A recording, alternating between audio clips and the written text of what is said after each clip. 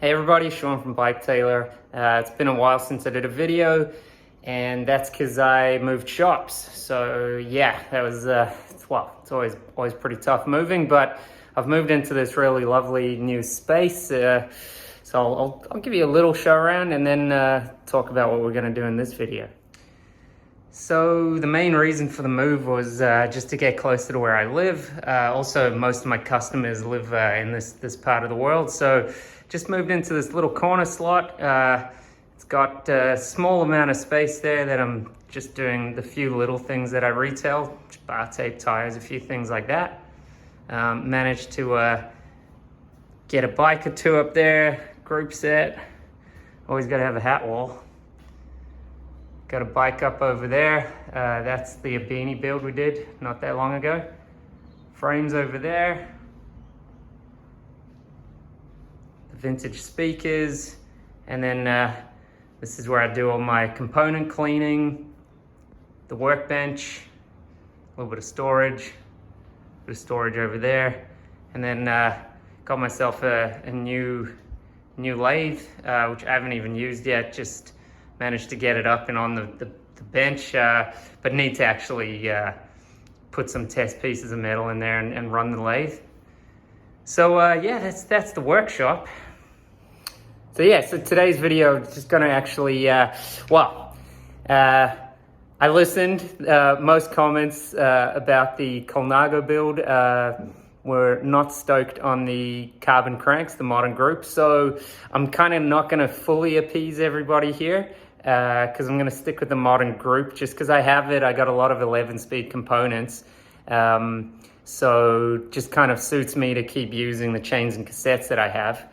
So what I'm going to do is pull off the Record group set with the carbon levers and cranks, and I'm going to put on an Athena group set I have. So sort of mid-tier group, but it looks retro, so hopefully it'll look a little bit better and you know, still a neo-retro build, but should look pretty good. The other thing that I'll be able to do then, as well as I spoke about maybe doing another video on the Campy Delta setup, so I'll have to reset these up, and this time I'll actually film that process. So I'll show you the components and then we'll just start building. So that's the stuff I've pulled off another bike that I'd put it on. So won't be using the brakes, but we got fronts and rear derailleur, cranks, bottom bracket, and then the levers. So yeah, I think it's gonna look pretty good. That's just part of the bottom bracket. So I'll go get the other bike now, start stripping it, and we'll just kind of film from there. All right, so I have just put the shifters on.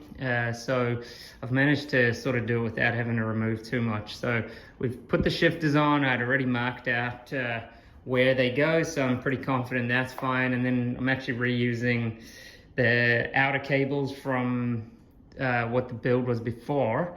So all I've done is just put the cables through, and then as far as the deltas, I haven't done anything really other than just run the cable through. So it runs through, and then you just got to feed it through the hole at the back of that.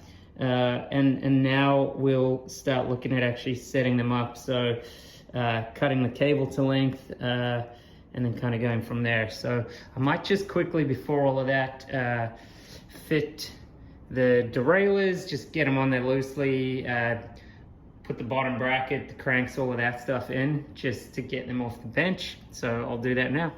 All right, it's looking like a bike. Looking like it's got most of its components on. So just fitted the rear, just put the cable through. I need to obviously make adjustments, same with the front. These cables were soldered before, so the back, I'll probably just leave it. The front, I'm gonna have to shorten and then resolder, but we'll be soldering the brake ones as well, at the right length. So yeah, starting to look pretty good, I think. Looking sweet. All right, so next what we are going to do, what am I gonna do? Let's just do the brakes. Okay, here we go. Okay, so the way I think is the best way to do it, or certainly the best way I've done it, using the clamp, I've just tightened the caliper until these are flat, because that's where we want it to be when it's resting. So when you pull on the lever, they'll go in and those will go out, but then in its resting position, because they are supposed to be nice and aero, those guys want to be nice and flush. So I've just pulled the clamp in until we've got that there. And that's how we're going to work out how long the brake line needs to be. So with it all the way through here, we can see that we don't have a lot of place for cable. So we're going to end up cutting it just above that ridge there so that it'll sit inside here nicely. And then I will mark, so I'm going to mark that, pull the cable out, cut it at that point, solder that, and then we'll feed it back through again and we can tighten up this bolt over here. So yeah, it's a funny size as well. I think it's a 3.5, something like that, but a T20, like a really good quality T20 works really nicely. So I've got this Wera T20 Torx bit, and that fits in no problems at all. Like, it's not moving around at all. So I'm pretty confident I'm not doing any damage to that bolt. And then that's a 9mm fitting. So what I'm going to do is just get a Sharpie. I'm just going to mark it at that point, pull the cable out, cut it, and then we'll do the same on the back. I don't need to show you that because it'll be the identical thing. Then I'll get the solder out, solder the ends, and then we can carry on with the adjustment. So I got a pretty cheap solder setup, but it seems to do the job. What I found, for me anyway, what works really well is I always just sand the ends of the cable first, just give it a light sanding. And then I bought some of this stuff off eBay specifically for stainless steel. So with the drop or so of that on the end of the cable, and then you got, I ended up getting the more silver, sorry, I'm losing my mind here, my words. It's the higher percentage of silver in it, the solder. So get that on there and then just able to just dab it onto the cable, and that tends to work. So I'll just do that now and then get back to you. All right, so jumping back in here. I'm on the rear this time, but same. So you can see I've cut it and then I've soldered the end.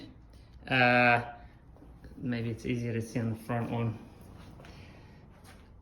So you can see as we come up, and you can see it there. So we've soldered the end, and then we're gonna just tighten down that bolt over there at the right spot so that those guys are in line. So I'll do that at the back, probably off camera. Pretty hard to do because we need to hold that with a 9mm spanner and then tighten that with the 3.5, or it's a T20. And then that's pretty much it. Fit the cover on and you're good to go. You can make small adjustments to your throw and everything of the caliper here, but generally it sort of worked for me pretty well. I'd worked out already before with those rims. I'd spaced the pads. You can put thicker or thinner spaces in over there to get that distance correct, so that you have this nice profile. So I'll just finish tightening that up, put the cover on, and just show you what it looks like. So that's what it looks with the cover back on. You can see it's nice and flush. So yeah, that works. If I need to make any small adjustments, I can do it through here. But that's what it looks like. And there's the front. So that's how I do Campy Deltas. Pretty easy, I think. I'm not sure why they've garnered this reputation for being so difficult for setting up, because yeah, it's relatively straightforward. I think the hard part that a lot of people maybe struggle with is because the cables, it's really tight in there. There's not a lot of space like we saw before, but if you measure, you cut, and then you solder it like that, you're pretty golden. So I'll just finish off the build now. It's pretty close to finished. I soldered that one as well. So all I got to do now is wrap the bars, put the wheels in, put the chain on, and we're done. I'll show you the bike when it's finished. And here is the finished bike. I hate to say it, but I think everybody was right. Looks much better with the silver cranks. And I mean, this one's, you know, the Athena Groupset, what's kind of lovely with it is the silver derailleurs as well. They just look really good.